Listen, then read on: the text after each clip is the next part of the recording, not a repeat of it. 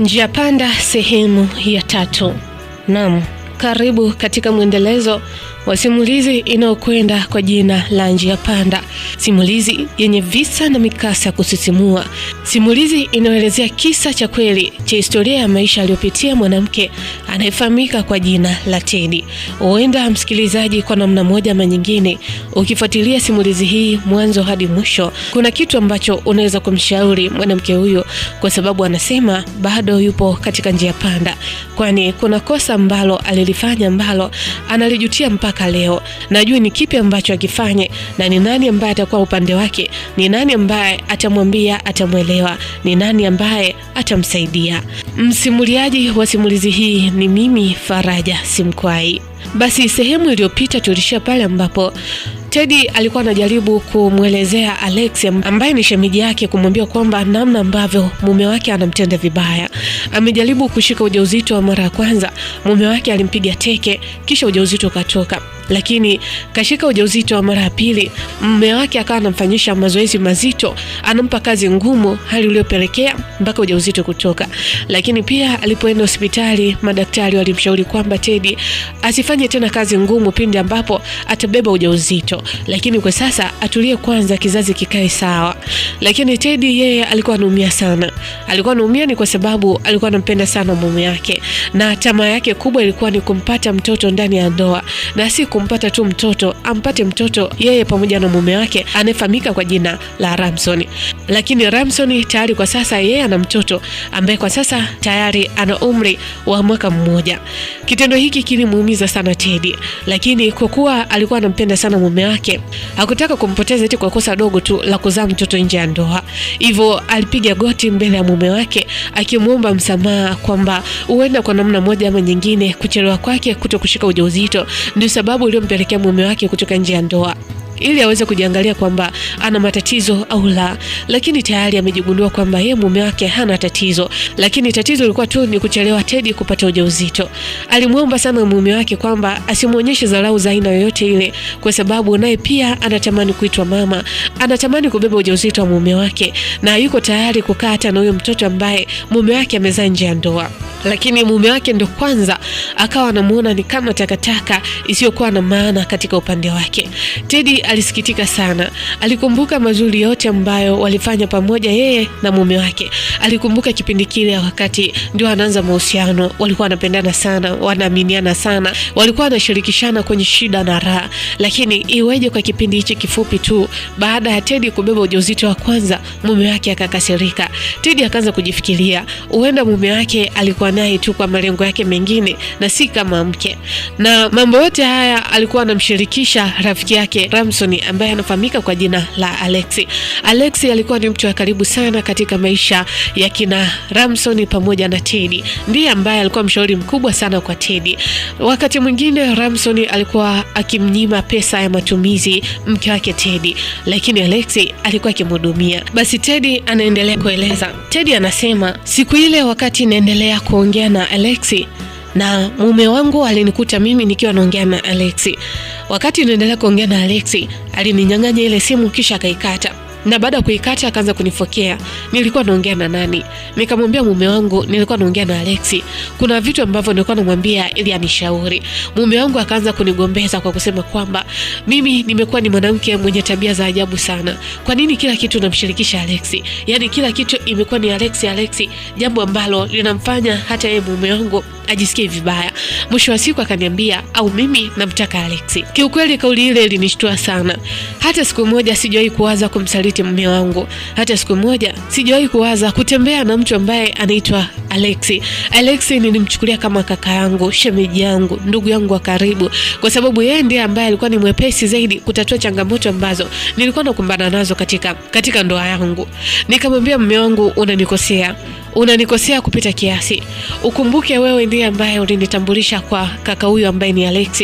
Uliniambia huyu ni zaidi ya kaka yako, ni zaidi ya ndugu yako, ni zaidi ya rafiki yako. Sasa iweje mimi nataka ushauri kutoka kwa ndugu yako, unaniambia mimi namtaka, kwamba mimi nina tabia mbaya kiasi hicho mume wangu? Ramson akanipiga kofi zito sana, akaniambia, kelele mbwa wewe. Yaani ni mwanamke gani ambaye hujui nini cha kufanya? Hujui nini mume wako anataka? Hivi umeambiwa kwamba kila siku ukiwa unanibebea ujauzito ndio nitakupenda zaidi? Tena ushukuru hata ujauzito unapotelea huko tumboni. Sitaki kabisa mimi. Nilishakwambia mimi tayari nina mtoto wangu nje. Saizi maisha yangu yote na focus kwa mtoto wangu na si kwa mwanamke kama wewe. Shukuru nimekusitiri, nimekuweka ndani, kwa sababu kuna wanawake wengi sana ambao wanatamani kusitiriwa kuwa ndani ya ndoa, lakini wewe nimekusitiri bado unaanza kuleta kielele hapa, kutafuta watu wasiokuhusu. Kuanzia leo sitaki uendelee kumpigia Alex, na namba yake unatakiwa ufute. Sitaki yeye akupigie wala wewe umpigie. Nikamwambia sawa mume wangu. Sawa, nimekuelewa. Lakini kwa nini unanifanyia yote haya mume wangu? Ina maana hautaki kuwa na mtoto na mimi?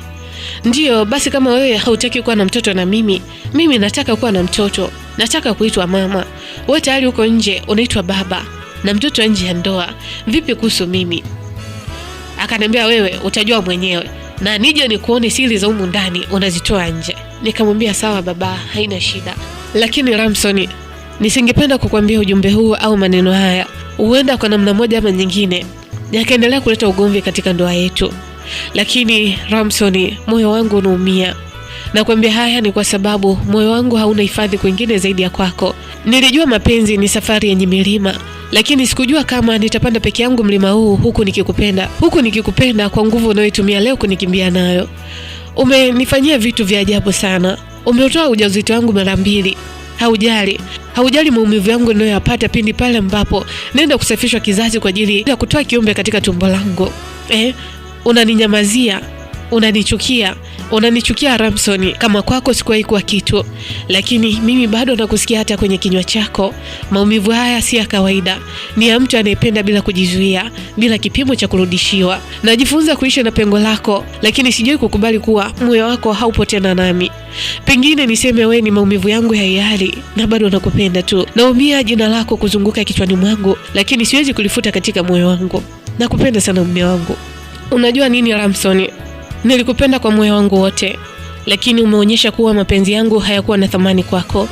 Umenifundisha maana ya maumivu kwa kunivunja moyo, na sasa najua si kila anayesema nakupenda anamaanisha kweli. Wewe kwangu ilikuwa ni dunia yangu, lakini kumbe mimi nilikuwa tu kimvuli kwenye maisha yako. Ulikuwa mwanga wangu, lakini umegeuka kwa giza lisiloisha. Umeleta matumaini katika maisha yangu, kisha umeyaponda bila huruma. Sikutarajia chozi langu leo zawadi ya mapenzi niliyotoa kwa dhati kwako. Leo najifunza kuponya moyo uliovunjika kwa sababu ya uongo wako. Umeniumiza na unaendelea kuniumiza Ramson. Na siri hii sitamwambia mtu yeyote kama ulivyotaka, na kuahidi. Ramson akasema hebu toka hapa. Usiniletee ngonjera zako hapa. Ramson, nilikupenda, sikujua maumivu yanaumiza moyo. Hivi una matatizo wewe mwanamke? Nikasema nina matatizo gani Ramson? Naongea kile ambacho kipo katika ndani ya moyo wangu. Wakati naendelea kuongea huko nikiwa na maumivu makali sana hisia pamoja na moyo wangu, Ramson akaanza kunipiga.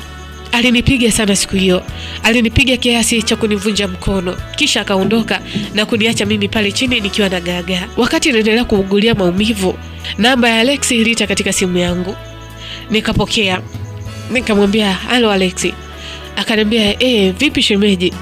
Mbona muda ule ulikata simu haraka hivyo? Vipi, kuna tatizo?" Nikamwambia ndio Alex, tatizo lipo. Muda ule Ramson alikuta nikiongea na simu pamoja na wewe. Amenifokea sana, na nilipojaribu kumwambia ukweli kwamba wewe ndio mshauri wangu mkubwa, amenikataza. Amesema kuanzia leo mimi na wewe tusiwasiliane kama nahitaji uhai wa ndoa yangu.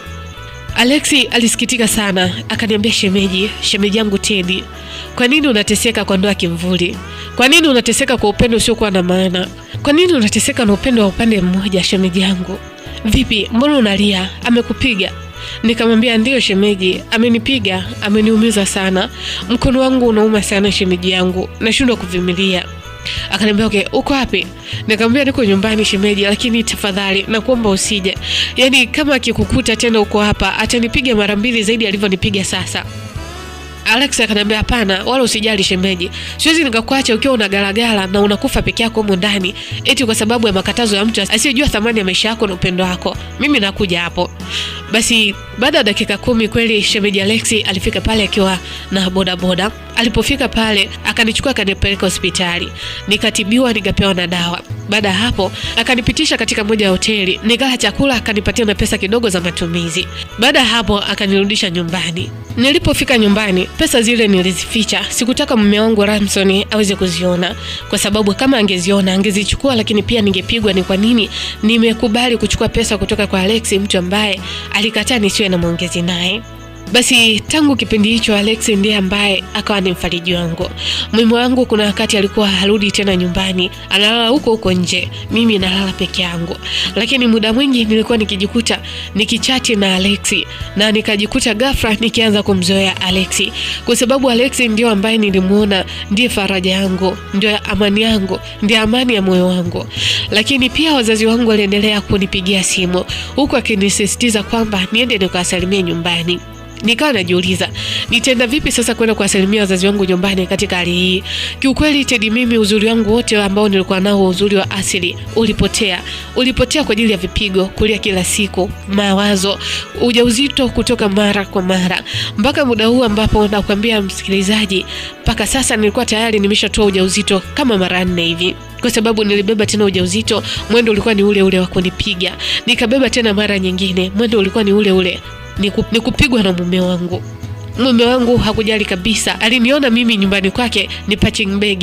Yaani nilikuwa ni begi la mazoezi. Akitoka huko akiuziwa na wateja au na wanawake wake huko nje, basi mimi ulikuwa ni uwanja wa kupunguzia hasira zake na kumalizia hasira zake kabisa. Nilikuwa napigwa sana. Uzuri wangu wote ukapotea. Mama yangu kuna siku alinipigia simu akaniambia kwamba mtoto wangu Teddy, sijui kwa nini, unajua ni mwaka sasa, yaani moyo wangu unaniuma sana juu yako. Yaani nahisi eti kama unateseka. Mtoto wangu, una hakika uko sawa? Nikamwambia mama, mimi niko sawa, huku nikitengeneza kicheko bandia. Mama wangu, mimi niko sawa kabisa. Yaani mama, huyu mwanaume anavyonipenda, sijaiona mwanaume anayenipenda kama mwanaume huyu. Tunapendana sana mimi na mume wangu. Yaani mbali na mimi kuchelewa kushika ujauzito au nikishika ujauzito zinaharibika, lakini mwanaume huyu amekaa bega kwa bega na mimi. Mamangu akaniambia, sijui ni kwa nini roho inaniuma mwanangu Teddy, lakini kama kuna kitu ambacho kiko tofauti hapo nyumbani, tafadhali usisite kurudi nyumbani. Hapa ni nyumbani kwenu. Nikamwambia, mama, mambo yote yanatoka wapi mamangu? Mimi mtoto wako nina amani tele ya kutosha.